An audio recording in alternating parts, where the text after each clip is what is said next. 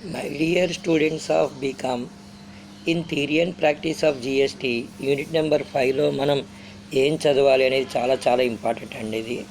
దీంట్లో ఫస్ట్ మీరు నేర్చుకోవాల్సింది how to record advance entries అని ఉంటుందన్నమాట. ఇంట్రొడక్షన్ క్వశ్చనే అది నేర్చుకోండి.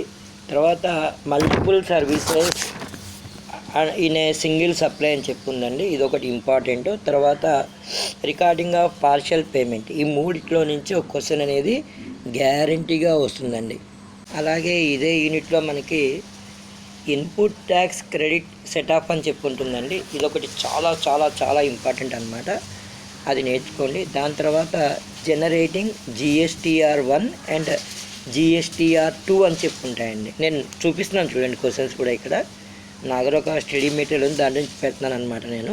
ఎందుకంటే మేము కూడా ఏదో ప్రిపేర్ కావాలి కదండి, ఎంత సైట్ చూసినా సరే బుక్ ఒకటి ప్రిపేర్ అవుతుంటాం మేము కూడా. Write about input tax credit set of అని ఉందండి, ఇది ఒకటి చాలా ఇంపార్టెంట్ క్వశ్చన్. తర్వాత time line for payment of GST అని చెప్పి కూడా అడగడానికి ఛాయిస్ అనేది ఉంది. రివర్స్ ఛార్జ్ మెకానిజం అనేది కూడా ఇదే యూనిట్లో మనకు వస్తుంది, అది మనకి షార్ట్ ఆన్సర్లో రావడానికి ఆస్కారం అనేది ఉంది. అలాగే పిల్లలు అడుగుతున్నారు what is the meaning of challan అని చెప్పి. ఎలాగైతే మనం GST పే చేయాల్సినప్పుడు ఆన్లైన్లో ఒకటి చలాన్ డౌన్లోడ్ చేసుకుంటామండి, చలాన్ చేయొచ్చు అనమాట.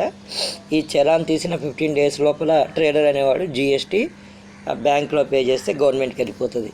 ఇది ఎడిట్ చేయడం క్యాన్సిల్ చేయడం అనేది కష్టం అవుతుంది అనమాట. దాన్నే చలాన్ రీకన్సిలేషన్ లేదా చలాన్ క్యాన్సిలేషన్ అంటారు అనమాట.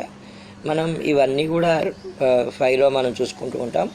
దీంట్లో ఎగ్జెంప్టెడ్ గూడ్స్ అనేది మనకి షార్ట్ ఆన్సర్లో రావడానికి ఆస్కారం అనేది ఉంది. ఇవి చక్కగా ప్రిపేర్ అయిపోయినామా. All the best.